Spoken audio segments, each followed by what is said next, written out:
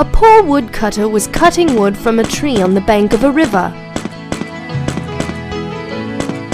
It was evening, and he got tired. His axe dropped out of his hands and fell into the water. He had no money to buy a new axe. He started weeping. As he stood by the water's edge thinking of his loss, the god Mercury appeared and asked him the reason for his grief.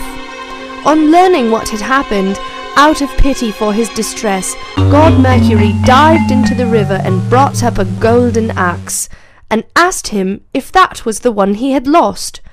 The woodcutter replied it was not. The god Mercury then dived a second time and brought up a silver axe, and asked if that was his. "No, that was not mine either," said the woodcutter.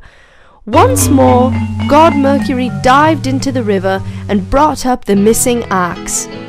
The woodcutter was overjoyed at recovering his property and thanked God Mercury warmly, and the god was so pleased with his honesty that he gave him a present of the 2 other axes.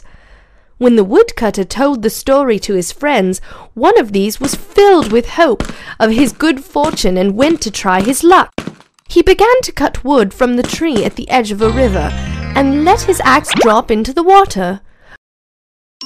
God Mercury appeared as before, and on learning that his axe had fallen in, he dived and brought up a golden axe, as he had done on the previous occasion. On a view of the golden axe, the fellow cried, "That's mine! That's mine!" and stretched out his hand for the prize. But God Mercury was so angry at his dishonesty that he not only declined to give him the golden axe, but also refused to recover for him the one he had let fall into the river. The moral of the story is, honesty is the best policy.